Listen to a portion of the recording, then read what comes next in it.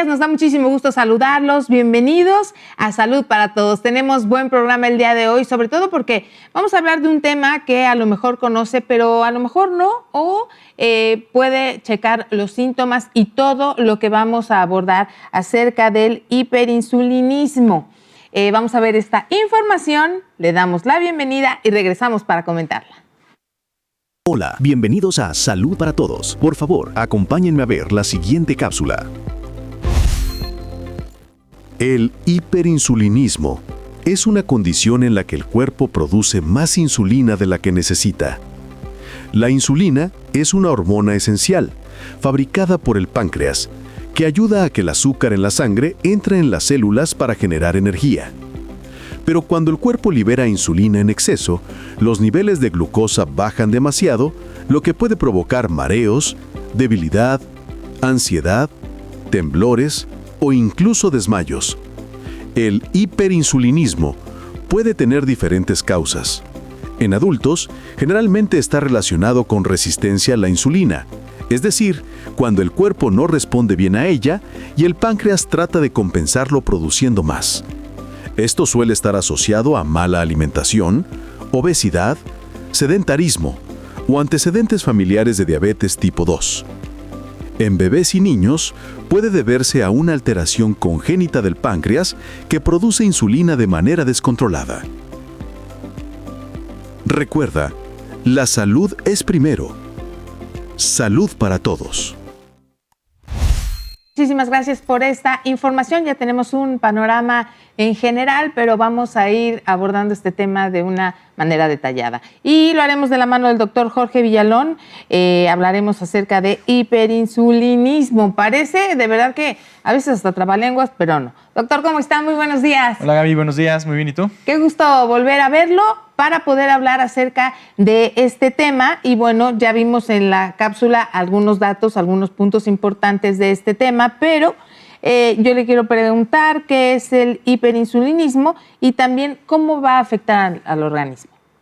Perfecto, pues lo puede afectar de dos maneras, sí, ¿no? La primera y más frecuente, un exceso de insulina, que es a lo que se refiere el hiperinsulinismo, un exceso que no nos provoca una baja de azúcar en la sangre de manera importante, o sea, que no es perceptible, que no nos desmaya, que no nos provoca un daño fuerte, pero que continuamente ahí está. Esa es la más frecuente, eso es la que nos puede llevar a un riesgo de diabetes. Y la otra es que sube demasiado rápido, ahora sí nos baja los niveles de glucosa, de azúcar, y eso de inmediato nos va a dar un malestar muy fuerte, nos puede provocar un desmayo y en el peor de los casos hasta coma. Las dos variantes pues vienen de una causa muy distinta, ¿no? La primera puede deberse a alimentación y actividad, y la otra pues a un exceso de producción en el páncreas, que es quien forma la insulina, ya sea por un tumor o por un exceso de funcionamiento. Claro, por algunas situaciones que se pueden dar estas dos situaciones. Ahora, pero bueno, vamos a hablar del aumento de insulina, pero ¿qué le parece si también nos explica qué es la insulina, ¿no? ¿Para qué sirve? ¿Cómo nos ayuda? ¿Cómo funciona? ¿Dónde se produce? Etcétera. Perfecto. La insulina es ya muy famosa, pero poco comprendida. Sí, exacto, porque es que todos los temas de diabetes que es tan frecuente, los diferentes tipos de diabetes, este tema que estamos abordando, tienen que ver con la insulina, pero bien a bien muchas veces no tenemos claro todos los detalles de la insulina. Pues es una hormona que la produce el páncreas y es necesaria para que nosotros podamos obtener energía. El azúcar, la glucosa, es nuestro alimento, nuestra energía, lo que hace que nuestro cuerpo se mueva, pero no puede entrar a su lugar de acción si no se une con la insulina. Digamos que la insulina tiene la llave para abrir la puerta y que la glucosa entre. ¿A dónde tiene que entrar la glucosa? Pues principalmente a los órganos que más esfuerzo hacen en el día, el cerebro y los músculos. Entonces, esos dos son los órganos más importantes que reciben la glucosa y sin la insulina que les abra, no van a poder usarse. Entonces, por ejemplo... Entonces, por ello es que se puede presentar algún cansancio, alguna situación, porque como que digamos no les ha llegado la gasolina. Exacto, literalmente no les ha llegado la gasolina. De manera coloquial, para que vayamos entendiendo todos, no han recargado de gasolina y entonces hay una baja en la situación de movimiento, pensamiento, etc. Exactamente. Entonces, si nuestro cuerpo, nuestro músculo y nuestro cerebro no está recibiendo esa glucosa, lo que el cuerpo entiende es que necesito más insulina para poder abrir la puerta. O sea, literalmente como si trajéramos muchas llaves y, no, pues si esta no abre, voy a sacar otra, a buscar cuál es la que sí va a abrir la puerta, ¿no? Entonces, lo que necesitaba una llave, pues terminó usando 5, 6, 7, 10. Y entonces los efectos negativos de un exceso de insulina, pues se van a presentar, que pueden ser aumento de peso, aumento de grasa dentro del cuerpo, que quizá no se vea reflejado en un aumento de talla en la báscula, pero sí provoca inflamación de los órganos internos, nos va a provocar cansancio, nos puede provocar insomnio, nos puede causar cambios de color en la piel, unas manchas en el cuello, apariencia de verruguitas, ¿no? Entonces, pues todo eso, poco a poco, sin darnos cuenta, se va acumulando en el cuerpo y también el páncreas se cansa.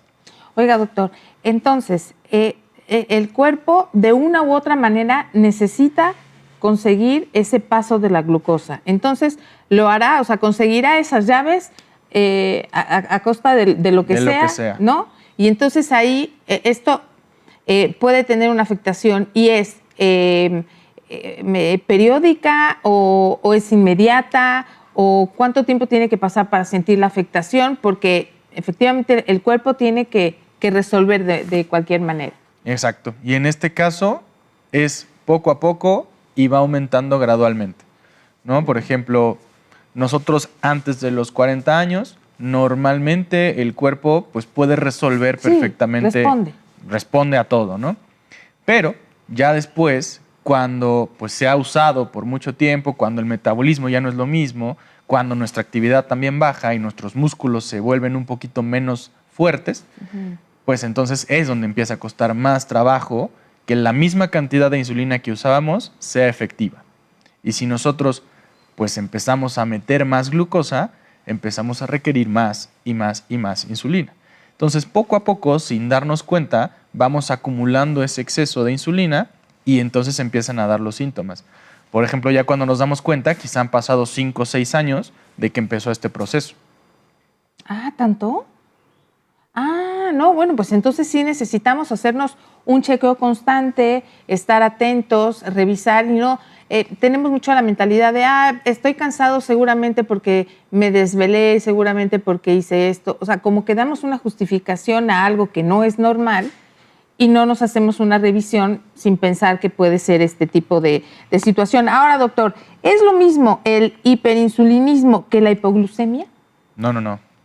Justamente es un poco de lo que hablamos. Sí. La hipoglucemia solamente sucede cuando la insulina sí pudo meter la glucosa o el azúcar a los órganos. Si nosotros... O sea, aunque entró, ¿se aumentó la insulina o cómo? No necesariamente aumentó, sino que sí pudo meter la glucosa a los músculos, por ejemplo. Okay. Entonces, nosotros tenemos una cantidad de glucosa normal, no elevada, pero nuestro cuerpo produjo demasiada insulina. Si yo tengo, por ejemplo, 10 de glucosa y para esos 10 yo solamente necesitaba 5 de insulina y mi cuerpo produjo 15, pues entonces voy a meter lo que tenía de glucosa y todavía más. Entonces voy a perder esa glucosa de la sangre que se va a ir a guardar en exceso a los músculos. O sea, entonces la hipoglucemia es el aumento de glucosa. Es la baja de glucosa.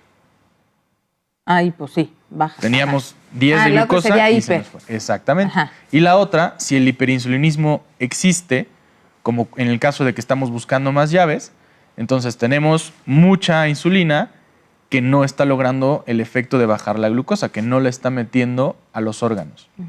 Entonces ahí tenemos demasiada insulina que no necesariamente nos está bajando los niveles de glucosa en sangre, porque no ha podido entrar a su lugar de actividad, que son los músculos o el cerebro. Entonces ahí hay una descompensación, ¿no? Se necesita este equilibrio y bueno, cuando sucede esto, ¿qué es lo que pasa? O sea, cuando sucede, o sea, en términos de la hipoglucemia, o sea, que baja la hipoglucemia. En ese momento, nuestro cuerpo está perfectamente diseñado para detectar cuando ya llegamos a un nivel de glucosa peligroso.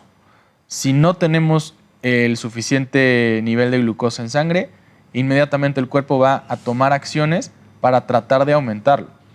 Nos va a avisar, oye, no te muevas, relájate, siéntate, no hagas esfuerzos, porque todo lo que tenemos se nos puede acabar muy rápido. O sea, está como que cuidando la reserva. Exactamente. ¿No? Y empieza a tratar de sacar de nuestras propias reservas más glucosa. Ya. Entonces, bueno, necesitamos mantenernos tranquilos y, bueno, puede llegar también a algún mareo fuerte, algún tipo de desvanecimiento. Así es, vamos progresando. Primero nos sentimos mareados, empezamos a ver borroso, podemos empezar a sudar, el corazón late muy rápido, cada vez siento que estoy menos concentrado y si esto sigue avanzando, me puedo quedar dormido, me puedo desmayar o puedo caer en coma, ¿no? Dependiendo de cuánto baja la glucosa. Bueno, y que no y hagamos sobre nada. todo el contexto, ¿no? Porque si venimos manejando, si estamos en un trabajo donde se requiere mucho la cuestión de los sentidos, ¿no? Un accidente laboral, cuando son estas, por ejemplo, plantas automotrices, acereras, etcétera, también es como el contexto, ¿no? Los síntomas que pueden dar. Doctor, ¿a qué población afecta con mayor frecuencia este padecimiento? Definitivamente a la edad entre 30 a 50 años es como lo inicial. Ya fuera de esos rangos, pues encontramos como tal diabetes o ya manifestaciones más graves. O en niños muy pequeños podríamos tener efectos de hiperinsulinismo por alguna alteración en la función del páncreas. Pero lo más frecuente por mucho es encontrar el hiperinsulinismo que no nos baja la glucosa, el que está asociado con la resistencia a la insulina. Bien, bueno, pues entonces, doctor, amigos, vamos a hacer una pequeñísima pausa. Es muy breve, recuerde, si quiere hacer alguna pregunta y participar con nosotros, lo puede hacer vía telefónica, vía WhatsApp o vía Facebook. Y también le sugiero que visite el canal de YouTube Salud para Todos. Están todos los programas, hay temas de interés para usted. Volvemos.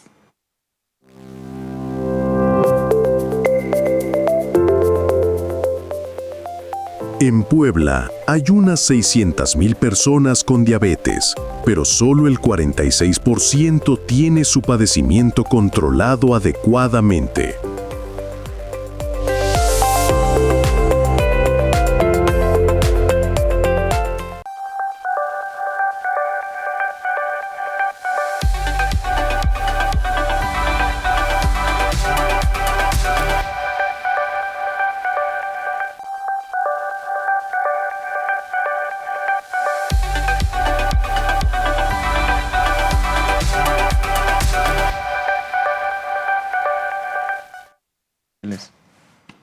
Muchísimas gracias por continuar con nosotros aquí en Salud para Todos. Con el doctor Jorge Villalón estamos hablando de hiperinsulinismo. Doctor, ¿cuáles son los primeros síntomas que podrían hacernos sospechar que estamos teniendo este padecimiento? Dificultad para perder peso. O sea, cuando nos damos cuenta de que ya pasó mucho tiempo, que no hemos hecho algo diferente, o sea, no cambiamos radicalmente nuestra alimentación o el ejercicio. O sea, prácticamente que vivimos nuestra vida normal como siempre, pero estamos ganando peso y cualquier intento que hacemos por perderlo cuesta mucho trabajo. Ese es uno de los principales síntomas de que ya podemos presentar hiperinsulinismo o resistencia a la insulina. También que empezamos con insomnio, que estamos más cansados de lo normal, que empezamos a notar cambios en la piel, manchitas, verruguitas, todo eso. Son los primeros datos. Son los primeros datos, claro. Y creo que es algo frecuente, sí, es común que digan, es que, o sea, como algo, algo pequeño en cuanto a ingesta de alimento y estoy subiendo de peso. Quiero hacer una dieta y no puedo bajar de manera fácil. Entonces, pero no tenemos ni idea que se está refiriendo a este tema. Insisto, no nos revisamos. Para eso son los chequeos. Y se recomiendan a los 40 años empezar y a partir de ahí, dependiendo de lo que encontremos, pues anualmente mínimo estar verificando cómo estamos en general, pero sobre todo en México en cuanto a glucosa e insulina. Ahora, ¿por qué hace hincapié en nuestro país, doctor? Porque nuestro país, bueno, pues nuestros habitantes, tenemos desafortunadamente una tendencia genética a tener este tipo de problemas, ¿no? Hay muchas pequeñas mutaciones en nuestros genes que nos llevan a ser más propensos a tener resistencia a la insulina, a tener un poquito más de insulina en el cuerpo. Luego, si a eso le asociamos pues el tipo de alimentación, la gran cantidad de refrescos, la gran cantidad de tortillas, la gran cantidad de pan, pues son una combinación perfecta para que seamos pues prácticamente víctimas de esta enfermedad.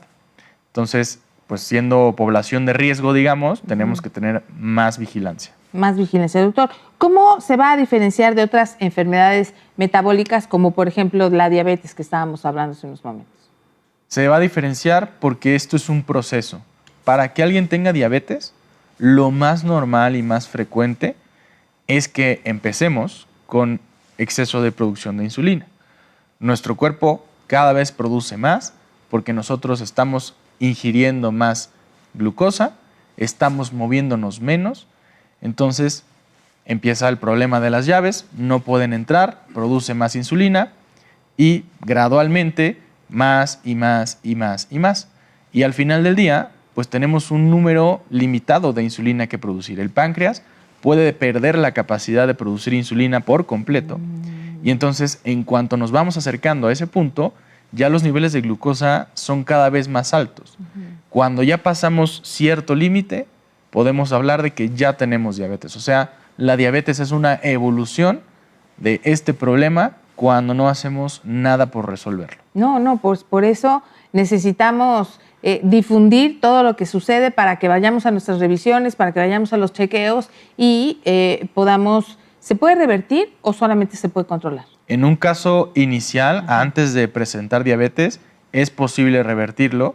No es fácil, cuesta mucho trabajo porque hay que modificar varias cosas, pero es posible, ¿no? Incluso en algunos casos la propia diabetes también se puede revertir, pero la clave es darnos cuenta rápido y cambiar. Tenemos que cambiar los hábitos y todo lo que estamos haciendo de manera incorrecta. Ahora, doctor, ¿qué estudios o análisis clínicos se van a utilizar para confirmar este diagnóstico? Dependiendo de los síntomas que tengamos, pero lo más frecuente y lo más importante es glucosa en ayuno y la cantidad de insulina que tenemos en ayuno. O sea, nosotros ahí literalmente podemos observar cuánta glucosa tengo y cuánta insulina produzco. Si hacemos una relación entre esos dos números y vemos que hay más insulina de la necesaria, ya con eso tenemos el diagnóstico de hiperinsulinismo. Si empezara a haber otros síntomas que nos hicieran sospechar que hay un exceso de función en el páncreas, quizá un tumor que produce más esta insulina, bueno, pues entonces ya habrá que hacer otro tipo de cosas, como estudios de imagen, una tomografía, otros estudios de sangre, pero lo más normal y más frecuente es eso, que haya un nivel de glucosa un poquito más arriba, pero un nivel de insulina mucho mayor al necesario. Bien, ahora doctor, ¿existen factores genéticos o hereditarios que pueden aumentar el riesgo de padecerlo? Definitivamente, tanto para un exceso de funcionamiento en el páncreas como para la resistencia a la insulina, que es lo que platicábamos. Principalmente la población hispana, latina, tenemos ya una predisposición genética a poder desarrollar eso.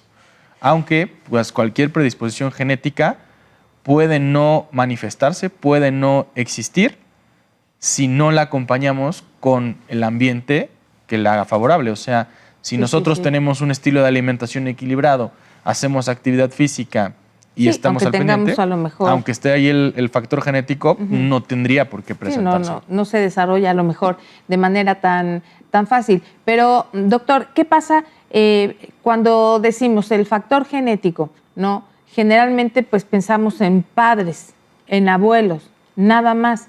Pero tenemos que seguir revisando. Siempre me ha quedado esta duda, ¿no? Porque, bueno, eso es como la línea directa, pero como ¿cuánto tenemos que investigar? Lo más frecuente y es efectivamente la línea más directa son los papás y los abuelos. O sea, eso es prácticamente que me lo van a heredar. Lo mismo, me van a aumentar la probabilidad, pero no necesariamente voy a desarrollar nada. Y pues de ahí nos vamos a ya líneas más extendidas, ¿no? Que primos, tíos, demás. Ahora, que si resulta que mi tío, y mi primo lo tienen, pues a lo mejor también lo tenía el abuelo y nunca nos dimos cuenta.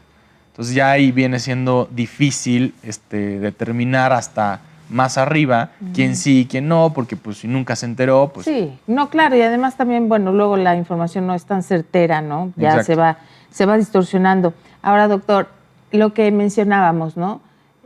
Sobrepeso, obesidad, ¿no? Tienen esta relación directa con esta condición, pero ¿cómo hacemos si nos cuesta trabajo bajar? Ya nos dijo. Es que exactamente, desafortunadamente todo está conectado en un círculo vicioso terrible, ¿no? La mayoría de mis pacientes, siendo algo muy frecuente en la población mexicana, pues tienen ya sea diabetes o prediabetes o resistencia a la insulina o cualquier cosa relacionada con esto. Entonces, lo primero que hay que hacer es preguntarles, y todos dicen lo mismo. Estamos metidos en un estilo de vida muy difícil que parece hasta casi diseñado para que esto no suceda. Me levanto muy temprano, desayuno lo que pueda y como pueda, y pocos en su casa, ¿no? La mayoría pues ya de camino al trabajo o en el mismo trabajo, ¿no? Y pues lo que se nos encuentre. ¿Qué se nos encuentra más fácil? Pues cualquier pastelito, cualquier galletita. Sí, alimento procesado. Alimento procesado, cosas que no son naturales, ¿no? Trabajamos todo el día, estamos sentados todo el día, tenemos muy poco tiempo para cualquier actividad física. A la hora de llegar a la casa, pues ya es muy tarde, no me da tiempo de ponerme a preparar una comida balanceada para mañana, ¿no? Tener como ese orden. Vaya, luego ni siquiera da tiempo de ir al supermercado y comprar algo. Entonces, pues estamos metidos en un estilo de vida que favorece mucho el consumo de alimentos procesados y la baja movilidad. Y esas dos son cosas que... Oiga, doctor, y es que creo que está definiendo el estilo de vida de miles de mexicanos, que además no solo las personas adultas, sino como no hay tiempo, entonces paso rápido a comprar algo, digo, me han contado, ¿no? Paso rápido a comprar algo para darles a los niños y entonces, bueno, no es tan procesado, pero tampoco es algo tan natural y entonces, como usted dice, se va haciendo un círculo vicioso que es ya difícil salir, pero no imposible. Bueno, doctor, ¿qué sucede en el cuerpo cuando hay demasiada insulina circulando? Cuando hay demasiada insulina circulando y sí está teniendo el efecto de guardar la glucosa, nos va a bajar la glucosa rapidísimo. O sea, si circula la insulina en exceso y no hay nada de resistencia, la glucosa nos va a bajar y nos vamos a sentir fatal y todo lo que ya platicamos, desmayos, desvanecimientos, coma, todo esto. Si no, si aparte de que hay insulina en exceso, hay resistencia y no está pudiendo funcionar, entonces vamos a tener los efectos de acumulación. No de acumulación de glucosa, sino acumulación de grasa. La insulina favorece, y ahí está el problema de la ganancia de peso y la dificultad para perderlo, ¿sí? Favorece todos los mecanismos de reserva del cuerpo. Y en este caso, como no podemos usar la glucosa, pues empezamos a almacenar grasa, ¿no? Y grasa abajo de la piel, grasa en las lonjitas, pero grasa en el hígado también. Pero doctor, cuando ya consume ese exceso de grasa, entonces, bueno, tengo entendido, ya usted me va a corregir, no consume esa grasa, sino entonces empieza a consumir también el músculo. Exactamente. Entonces no estamos... la sarcopenia, ¿no? Empieza la sarcopenia, entonces tenemos doble problema. Estamos aumentando de peso grasa y estamos bajando de peso músculo. Así que nos volvemos mucho menos eficientes para cualquier actividad. Y vienen los cansancios, y vienen los malestares, y vienen los dolores musculares. Entonces, pues todo nos dificulta todavía más mantener un estilo de vida más saludable. Uy, bueno, pues sí, es un tema que necesitamos difundir para tomarlo en cuenta y mejorarlo. Doctor, amigos, vamos a hacer una pequeñísima pausa. Es muy breve y continuamos aquí en Salud para Todos hablando de hiperinsulinismo.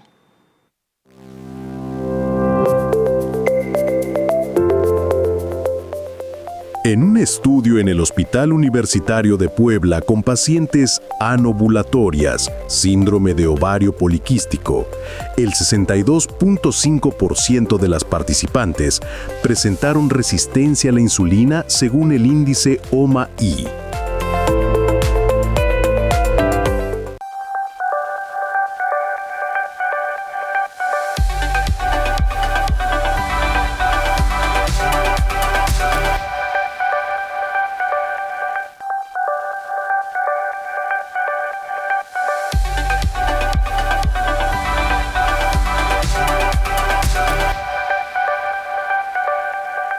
Hola, bienvenidos a Salud para Todos. Por favor, acompáñenme a ver la siguiente cápsula. El hiperinsulinismo puede pasar desapercibido durante años, pero el cuerpo suele enviar señales que no debemos ignorar. Entre los síntomas más comunes se encuentran cansancio constante, especialmente después de comer, hambre frecuente o necesidad de comer dulces, mareos, sudoración o temblores cuando pasa mucho tiempo sin comer, dificultad para concentrarse y sensación de ansiedad, aumento de peso, sobre todo en la zona abdominal. Si estos síntomas se repiten, es importante acudir al médico. Un simple análisis de glucosa e insulina en ayuno puede detectar el problema a tiempo. El tratamiento depende de la causa. En casos leves, basta con cambios en la dieta y ejercicio. Si existe resistencia a la insulina, el médico puede recetar medicamentos que ayuden a mejorar la respuesta del cuerpo. Y cuando se trata de un problema en el páncreas, puede requerir atención especializada. Detectar el hiperinsulinismo a tiempo permite evitar complicaciones como la diabetes tipo 2. La salud es primero. Salud para todos. Gracias por esta información. Sí, la salud es primero. Doctor, ya llegaron preguntas del público. Gracias a todas las personas que participan, se comunican con nosotros y le preguntan, ¿cuál es la diferencia entre prediabetes y resistencia a la insulina? Es una gran pregunta y prácticamente no hay diferencia. La prediabetes es un concepto en el cual ponemos ya un aviso. O sea, decir prediabetes es estar avisando que puede venir diabetes porque ya detectamos que puede haber resistencia a la insulina, que puede haber hiperinsulinismo, que puede haber algún proceso que se esté llevando a cabo de una manera incorrecta y que nos da más riesgo de tener diabetes. O sea, la prediabetes no es una enfermedad como tal, es un previo, un aviso, una señal de que puede, si no cambiamos, llegar diabetes. Y eso lo notamos con datos de hiperinsulinismo o resistencia a la insulina, niveles de glucosa un poco más arriba de lo normal, pero que no llegan a niveles de diabetes. Bien, ahora doctor, ¿cómo paro o detengo el exceso de insulina si no tomo nada de azúcar? En ese caso no es porque estamos teniendo un exceso de glucosa, sino que tenemos la resistencia a la insulina. O sea, con la alimentación y la cantidad normal, por decir así, de glucosa que consumimos, pues estamos produciendo insulina de más. Es como de los primeros pasos que comentamos. Tenemos la cantidad de glucosa normal, pero para que pueda ser usada, nuestro cuerpo requiere de producir más insulina. Entonces, en ese caso, pues la alimentación, identificar perfectamente si efectivamente la tenemos bien controlada y está equilibrada, y entonces agregar ejercicio, sobre todo ejercicio de fuerza para aumentar la masa muscular y entonces romper así la resistencia a la insulina. Bien. Doctor, llevo años sufriendo de sobrepeso y no logro bajar. Es más, solo respiro y subo. ¿Qué hago? No, es que sí. Luego, de verdad, no, ni comemos nada tan engordador y sí subimos, doctor. Y ese es un problema, porque no solamente el hiperinsulinismo está jugando ahí, ya tenemos una alteración química en nuestro cuerpo, en el cerebro. O sea, el tiempo que llevamos acumulando todo este problema modifica internamente al cuerpo y nos hace aprovechar los alimentos de manera diferente, respirar casi y subir de peso y sobre todo dificultar mucho el bajar. Nuestro cuerpo está diseñado para almacenar. O sea, anteriormente teníamos que comer una vez a la semana o quién sabe cada cuánto tiempo cuando se cazaba algo. Ahorita, pues abrimos el refrigerador y podemos cazar cualquier cosa ahí. Entonces nuestro cuerpo no se ha enterado que ya no hay necesidad de tener tanto, almacenar tanto, y pues no tiene que proteger ese peso. Cuando nuestro cerebro se da cuenta de que tenemos tal cantidad de peso, ahí se quiere mantener, no quiere perder nada y si se puede, subir. Entonces, si estamos teniendo este tipo de alimentación, este tipo de estilo de vida, nuestro cerebro se adapta, empieza a ver que es bueno porque está almacenando mucho más y por lo tanto estamos más protegidos de morir de hambre. Entonces, cada kilo que sube lo protege como si fuera su vida. Entonces, todo eso se va empeorando y pues terminamos subiendo demasiado sin darnos cuenta. Oiga, doctor, y también ahorita que decía que una afectación de alteración química ya en el cuerpo, también hay una afectación anímica, emocional, porque, bueno, a nadie le gusta tener ni tan pocos kilos, que también es un problema, ni exceso de peso. Entonces también se va generando otro tipo de problema que también hay que atender. Es una cuestión multidisciplinaria, pero ya cuando el sobrepeso es pues ya elevado, entonces también viene esta condición. Efectivamente. Y justo sí tiene que ser una atención multidisciplinaria porque efectivamente no solo somos grasa, no solo somos músculos, somos personas que sufren y sienten y pues no están a gusto con cómo se sienten. No, y se va dificultando la vida diaria. No te puedes ni amarrar los zapatos luego. Exacto. Muchas actividades. Los espacios no están diseñados para una persona con sobrepeso, tan solo sentarse, levantarse, en fin, es algo que se complica. Doctor, ¿esto tiene que ver con el exceso de glóbulos rojos? No necesariamente. No. Podría haber algún exceso de glóbulos rojos relacionado a mayor ingesta de alimentos y demás, pero no es algo que comúnmente se relacione. No es algo que sea directo. Muy bien. La resistencia a la insulina y el hiperinsulinismo, ¿es lo mismo? La resistencia a la insulina Sí. y el hiperinsulinismo no es lo mismo, pero pueden estar asociados. O sea, podemos tener resistencia a la insulina que a su vez provoque hiperinsulinismo o podemos tener hiperinsulinismo porque el páncreas está funcionando en exceso, porque tenemos un tumor que produce más insulina de la que debería y pues ningún dato de resistencia a la insulina. Entonces son dos cosas que pueden existir a la vez, pero no son lo mismo. Bien, a diferencia de la diabetes, el hiperinsulinismo ¿se puede curar? Así es, se puede revertir, sobre todo si tratamos a tiempo. De manera inicial. Y ya también nos dijo el doctor que la diabetes también, pero si se detecta en etapa inicial, o sea, ¿no? Eso Exactamente, cuanto antes mejor y cuanto más disciplinas entren, mejor. Mejor. Dice, doctor, no soy diabético, pero desde que me diagnosticaron el hiperinsulinismo, voy mucho al baño en la noche y no duermo.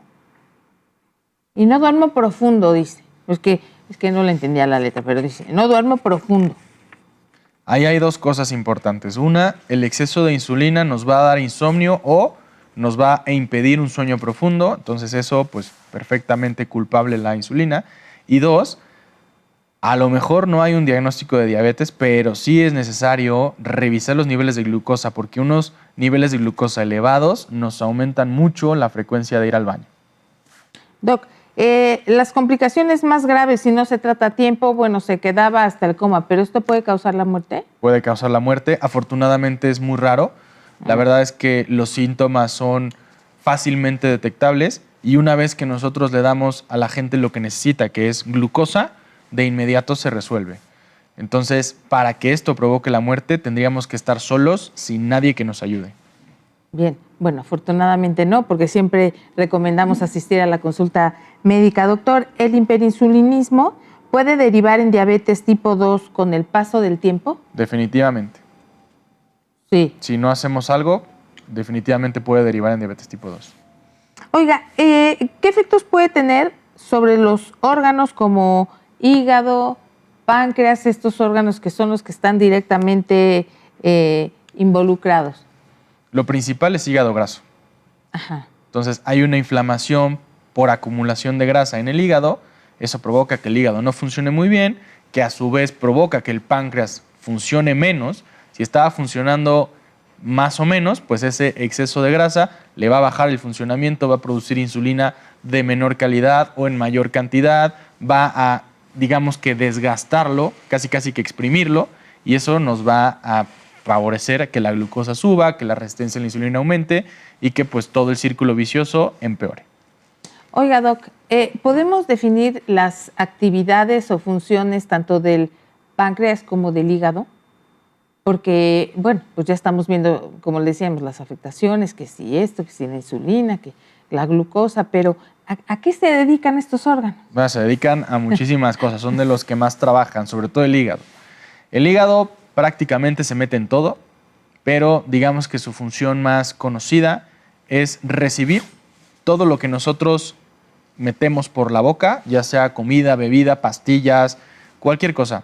Si nosotros la digerimos, va a pasar por el hígado. La va a identificar, la va a clasificar, la va a eliminar de ser necesario, la va a metabolizar, o sea, la va a romper, la va a aprovechar, va a identificar que entró a nuestro cuerpo y lo va a enviar a donde toque. Además de que pues, favorece el funcionamiento del páncreas con una comunicación hormonal, y el páncreas, pues lo más famoso que hace es producir insulina, pero también nos ayuda a producir enzimas para digerir los alimentos. La insulina va directo a la sangre, esas enzimas para los alimentos van directo a los intestinos, ¿no? Tienen un tubo que los comunica y son dos, digamos que, funciones por aparte. Oiga, doctor, yo entiendo que cuando comemos frutas, verduras, alimentos saludables, etcétera, bueno, pues llega la ingesta y entonces pues el desdoblamiento y todo lo que hace el hígado. Pero entonces cuando comemos tanto exceso de grasa y la alimentación en nuestro país y en Puebla, que tacos, tostadas, pelonas, etcétera, que son ricas en grasa, pues también pobres órganos, todo lo que tienen que trabajar. Que trabajar, ¿verdad? Exactamente. Y digo, no es que sea malo, no pasa nada si de vez en cuando nos comemos algo así. Uh-huh. El problema es cuando lo hacemos la base de nuestra alimentación. O sea, que frecuentemente eso es lo que comemos todos los días, pues ahí sí le estamos metiendo un problema a nuestro organismo. Así hay un problema, pero bueno, vamos a tratar de cambiar nuestra alimentación y los hábitos. Doctor, amigos, vamos a hacer una pequeñísima pausa, es breve y continuamos en la recta final de Salud para Todos. No se vaya.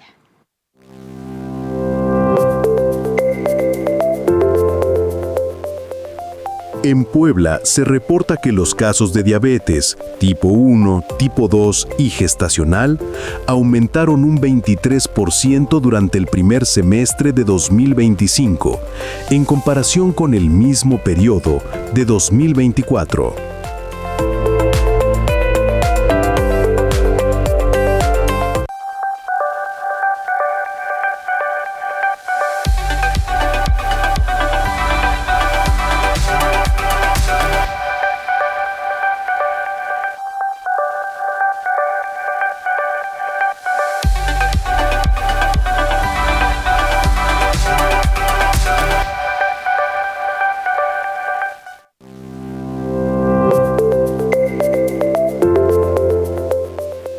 Un estudio de 2015 en Puebla encontró asociación fuerte entre la obesidad y el síndrome de resistencia a la insulina.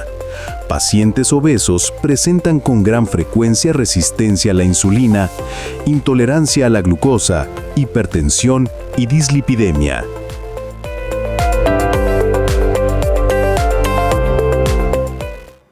Gracias por esta información. Seguimos hablando de hiperinsulinismo con el doctor Jorge Villalón. Doctor, ¿cuál es el tratamiento más común para controlar este padecimiento? Podemos usar diferentes medicamentos, pero aquí es importante aclarar que el primer paso en el tratamiento tiene que ser modificación tanto de alimentación como de actividad física. Yo sé que en muchos casos es difícil, que comentamos que el tiempo y demás, pero hay que ayudar a la gente a que comprendan que esto tiene que ser el primer paso inicial, porque si no damos cualquier medicamento, no va a tener la misma efectividad. Si yo quiero vivir como estoy viviendo y con pastillas quitarme los problemas, no va a suceder. Tenemos que poner una base sólida de cambios y entonces sí dar medicamentos porque, como dijimos, ya hay alteraciones químicas, hay cosas más allá de solamente un estilo de vida. Entonces, para eso son los medicamentos, para ayudarnos a romper la resistencia a la insulina, para ayudarnos a bajar los niveles de glucosa y para cambiar la química cerebral que nos está provocando este exceso de hambre, esta búsqueda de comida más grasosa o dulce. Entonces, tenemos metformina, tenemos nuevos medicamentos como dapaglifosina, empaglifosina, tenemos la propia insulina bien administrada, o sea, hay muchas cosas que hacer, tanto médicamente como física y nutricional, ¿no? Oiga, doctor, y entonces, conforme a lo que nos contestó, ¿en qué casos se va a requerir tratamiento farmacológico y en cuáles solamente la base en el ajuste de alimentación? Cuando estamos iniciando y no vemos que haya unos niveles muy altos de resistencia a la insulina y sobre todo hay manera, disposición y oportunidad para que los pacientes puedan llevar a cabo estos cambios, iniciamos sin medicamento. Si vemos que ya los niveles de resistencia son más altos, que sabemos que la probabilidad de que los cambios físicos no sean tan efectivos por sí solos, pues ya en ese caso damos este apoyo con medicamentos, ¿no? También depende de qué otras enfermedades tengan los pacientes, qué otras condiciones, porque pues no todos los medicamentos van a ser para todas las personas. Hay que hacerlo siempre muy personalizado. Conocer perfecto a tu paciente y saber qué medicamentos, qué ejercicios y qué dietas. Claro, y bueno, también sobre todo si son alérgicos. Claro. Bueno, tomar puntos en esto. Ahora, doctor, ya que hablamos del ejercicio, ¿qué pasa? ¿El ejercicio físico puede ayudar? O sea, ayuda o, por el contrario, puede empeorar los síntomas si no se controla el azúcar. No, definitivamente ayuda. Y aquí también es muy importante. ¿Pero qué ejercicios, doctor? Porque tampoco podemos ser atletas de alto rendimiento. Eso, efectivamente. A ver, si nosotros queremos dar como la mejor recomendación, la mejor pauta, 30 minutos de ejercicio, el que sea, al día, 5 días de la semana. O sea, 150 minutos de ejercicio de moderada a alta intensidad, 5 días de la semana, por lo menos. Esa, digamos, que es la receta, lo ideal, lo que nos va a ayudar. Nadie puede hacer eso. Nadie puede hacer eso si llevamos 20 años de no hacer nada de ejercicio. Tendría que estar yo pues muy alejado de la realidad para obligar, regañar o forzar a un paciente a que de la noche a la mañana haga eso. Entonces podemos investigar que si el ejercicio de cargar pesas, que si nadar o lo que sea es uno mejor que el otro, pero si los pacientes no lo pueden hacer, ¿de qué nos sirve? Lo que tenemos que darle a conocer a los pacientes es que hay que moverse. Hay que empezar desde el punto más bajo posible para formar el hábito. Porque si no, ¿de qué va a servir que yo le dé una receta perfectamente de los ejercicios que hacer si no puede físicamente hacerlos? Entonces, lo que yo hago con mis pacientes normalmente es contarles la importancia del movimiento, de aumentar el músculo y que para lograr eso necesitamos ya formar el hábito. Uno no sale de la casa sin ropa, uno no sale de la casa sin verse en el espejo, peinarse, lavarse los dientes, porque son hábitos. Y esos no se hicieron de un día para el otro. No. Necesitamos decirle a la gente, todos los días camina, haz abdominales, carga algo, lo que tú quieras, lo que sepas que puedes mantener, que puedas hacer todos los días. No me importa que sea 1 hora, no me importa que sean 10 minutos, pero que lo puedas hacer todos los días. Tengo entendido que un hábito se forma después de 21 días. Normalmente después de 21 días. Entonces, dale 21 días de salir a caminar 10 minutos, de subir y bajar escaleras, de lo que tengas a la mano y tengas disponible, y con poquito vamos a ayudar al cerebro a que haga ese hábito. Y una vez que lo tengamos fijo, ahí sí, bueno, ya súbele de 10 a 15, de 15 a 1 hora, bueno, ya no camines, ahora trota. Pero si no tenemos el hábito formado, no va a servir de nada. Bien, doctor, ¿hay una relación entre el estrés crónico y los picos de insulina? Definitivamente. También el estrés crónico, las pequeñas elevaciones de cortisol pueden evitar que nuestra insulina baje o pueden favorecer a que suba.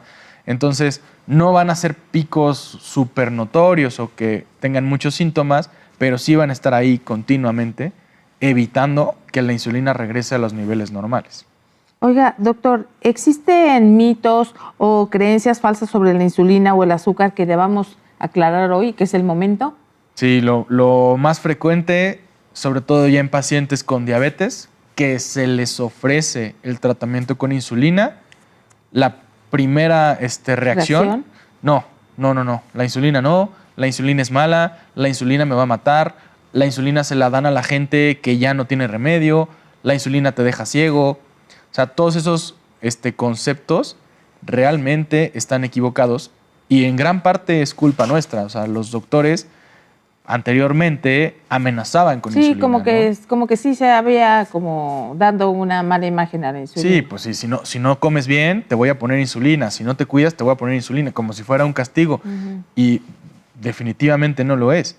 Un paciente que se le recomienda usar insulina es porque ya pasó por todo este evento de hiperinsulinismo, de resistencia a la insulina, por tanto tiempo que se le acabó, que el páncreas ya no produce suficiente insulina o ya no produce nada de insulina, o la que produce no tiene buena calidad, no produce un efecto.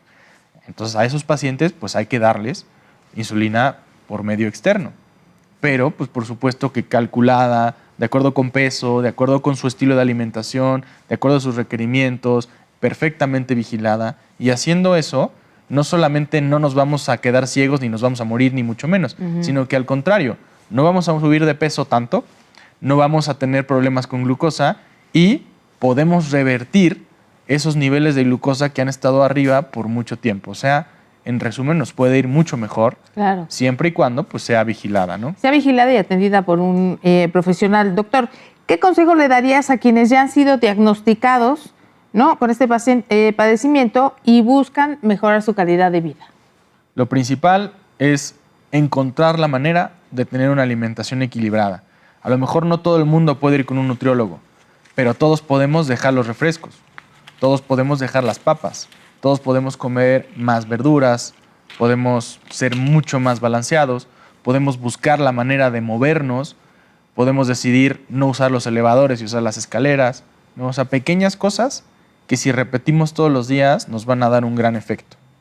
Doctor, muchísimas gracias por haber estado con nosotros, doctor Jorge Villalón. Sus datos estuvieron apareciendo en pantalla. Gracias, que tenga muy buen día. Gracias a ti, igualmente. Gracias también por explicarnos de una manera que logramos entender este concepto. Les recordamos asistir a la consulta médica y también evitar la automedicación. Que tenga muy buen día y nos vemos en la siguiente. Muchísimas gracias.